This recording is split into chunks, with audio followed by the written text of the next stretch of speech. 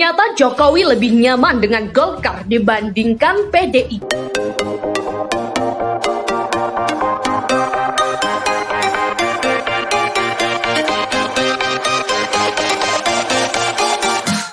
Kader Golkar yang saya banggakan, kita semua tahu Partai Golkar itu adalah partai besar. Partai besar. Banyak politikus ulung di dalamnya. Banyak punya teknokrat yang mumpuni. Punya banyak negarawan yang disegani.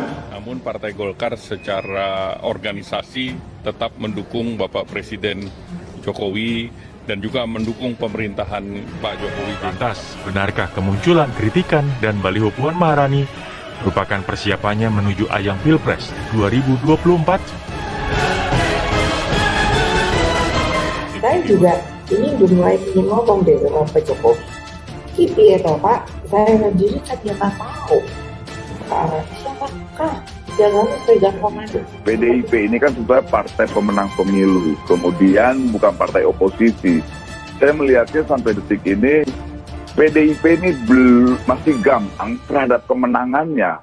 PDIP ini masih mentalitasnya mentalitas oposisi. Ya, yang menyebut kritik itu kan teman-teman ini. Jadi membuat istilah apa saja boleh lah. Tapi yang harus kita lihat bahwa Mbak Puan selaku Ketua DPR. Nah tadi Bung Nirwan bilang itu bukan kritik, tapi diskusi-diskusi kita dengan kawan-kawan PDI kemarin di beberapa media nasional mengiyakan bahwa apa yang disampaikan Mbak Puan dan Bung Effendi Simbolon adalah itu bentuk kritik. Ternyata Jokowi lebih nyaman dengan Golkar dibandingkan PDIP. Kenapa ya? Pengamat politik Jerry Messi menilai Presiden Joko Widodo lebih nyaman dengan Golkar dibanding PDIP. Buktinya, kata Direktur Eksekutif Political and Public Policy Studies atau P3S itu, Ketua Umum Golkar Erlangga Hartarto diberikannya peran strategis saat Jokowi menjalankan roda pemerintahan. Sampai saat ini Golkar mengendalikan sejumlah proyek besar loh, misalkan Kartu Pekerja. Sampai Erlangga diangkat jadi Ketua Komite Penanganan COVID-19 dan Pemulihan Ekonomi Nasional, kata Jerry. Ketua Komite Penanganan COVID-19 dan Pemulihan Ekonomi Nasional merupakan jabatan prestisius. Selain menjadi Ketua Komite, Ketua Umum Partai Golkar itu juga menjabat Menteri Koordinator Bidang Perekonomian. Dari semua itu menurut Jerry, secara tidak sadar Jokowi lebih dekat dengan Golkar ketimbang PDIP. Dia mengatakan Erlangga bak pepatah air tenang menghanyutkan. Saya lihat ada indikasi Jokowi merapat ke Golkar nih. Seperti berada dalam comfortable zone gitu ya, atau zona nyaman. Siapa tahu dirinya dan Erlangga ini punya deal-deal politik. Hubungan Presiden Joko Widodo dengan PDIP disebut dalam kondisi yang kurang harmonis. Kendati sekalipun PDIP tidak lain adalah parpol pengusung utama Jokowi selama 2 periode ini. Hal itu ditandai dengan kader PDIP yang beramai-ramai menyerang pemerintahan Jokowi. Anak buah Megawati Soekarno Putri itu pun terang-terangan menunjuk hidung Jokowi, utamanya terkait dengan penanganan pandemi COVID-19 seperti yang disuarakan Puan Maharani, Effendi Simbolon sampai Masinton Pasaribu. Di sisi lain, di periode kepemimpinannya Jokowi dinilai lebih nyaman dengan Partai Golkar ketimbang PDIP. Hal itu setidaknya dengan diberikannya posisi strategis kepada Ketua Umum Partai Golkar Erlangga Hartarto. Demikian usulan yang disampaikan Direktur Eksekutif Political and Public Policy Studies atau P3S, Jerry Messi, dikutip dari Ermo. Ya, sampai kini Golkar mengendalikan sejumlah proyek besar, katanya. Dalam program ini pemerintah juga menggelontorkan anggaran yang tidak main-main besarnya. Presiden Jokowi dan Erlangga Hartarto untuk penyelenggaraan pelatihan Kartu Prakerja saja ditetapkan sebesar 5,6 triliun. Bagi pendaftar Kartu Prakerja yang dinyatakan lolos seleksi, pemerintah memberikan dana sebesar Rp3.550.000 yang dialokasikan untuk membayar biaya pelatihan atau kursus online dan insentif bagi pesertanya. Di sisi lain, jabatan sebagai Ketua Komite Penanganan COVID-19 dan Pemulihan Ekonomi Nasional merupakan jabatan prestisius. Ditambah, Erlangga Hartarto juga merupakan Menteri Koordinator Bidang Perekonomian. Dari semua itu, menurut Jerry, secara tidak sadar Jokowi lebih dekat dengan Golkar ketimbang PDIP.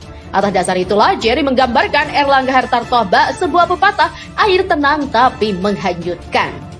Sementara itu, Direktur Eksekutif IPO, Deddy Kurniasyah, menilai relasi antara Presiden Joko Widodo dengan PDIP mulai merenggang. Hal itu terlibat dari langkah sejumlah politikus parpol berlambang banteng yang mulai mengkritisi kebijakan pemerintah menangani pandemi. Di sisi lain, Jokowi pun tidak banyak melibatkan kader PDIP di dalam upaya penanganan pandemi. Mantan Gubernur DKI Jakarta itu lebih mempercayai kader Golkar mengurusi pandemik di tanah air. Dalam penanganan pandemi sendiri, Jokowi juga lebih banyak mempercayakan kader Golkar kan dibandingkan PDIP, kata Dedi. Namun, dirinya tidak bisa melihat kerenggangan ini sebagai tanda perceraian antara PDIP dengan Jokowi. Dosen komunikasi politik Universitas Telkom itu hanya menyebut ada 2 efek dialami PDIP jika benar-benar bercerai dengan Jokowi. Pertama, Jokowi pada dasarnya masih menjadi aset PDIP dalam kaitan meraup suara pemilih.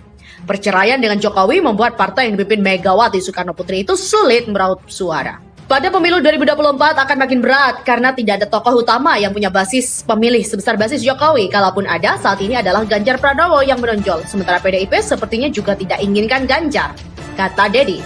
Selain itu, Jokowi akan menjadi penentu kemenangan parpol. Nantinya, partai yang direstui Jokowi 2024 besar kemungkinan juga akan menang. Tentu dengan kondisi sekarang, di mana dukungan PDIP pada kebijakan pemerintah kian tidak solid, justru akan membuat PDIP kehilangan loyalis kader yang cenderung lebih membela Jokowi sebagai tokoh, bukan sebagai kader PDIP ya, ujar Dedi. Politikus Partai Gerindra Arief Puyono juga menyampaikan pandangannya terkait dengan kritik tajam yang dilontarkan politikus PDIP kepada pemerintahan Presiden Joko Widodo. Mereka adalah Puan Maharani, Effendi Simbolon, dan juga Masinton Pasaribu. Mantan Wakil Ketua Umum Partai Gerindra itu menilai kritik Puan, Effendi, dan Masinton bisa juga menjadi pertanda mulai pupusnya dukungan PDIP kepada Presiden Jokowi. Jika demikian, saya rasa Jokowi harus siap-siap ditinggal PDIP. Dan juga PDIP lewat 2 kadernya harus bisa meminta partai untuk menarik kadernya dari kabinet Jokowi Ma'ruf Amin, kata Arief. Hubungan Presiden Joko Widodo dengan PDIP juga disebut dalam kondisi yang kurang harmonis. Kendati sekalipun PDIP tidak lain adalah parpol pengusung utama Jokowi selama 2 periode ini, hal itu ditandai dengan kader PDIP yang beramai-ramai menyerang pemerintahan. Anak buah Megawati Soekarno Putri itu pun terang-terangan menunjuk hidung Jokowi, utamanya terkait dengan penanganan pandemi COVID-19, seperti yang disuarakan Puan Maharani, Effendi Simbolon, sampai Masinton Pasaribu.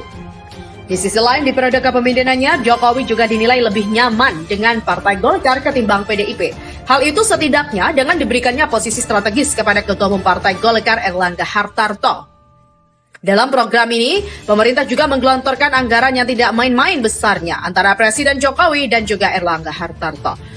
Misalnya untuk kartu prakerja saja, Erlangga sampai diangkat menjadi Ketua Komite Penanganan COVID-19 dan juga Pemulihan Ekonomi Nasional.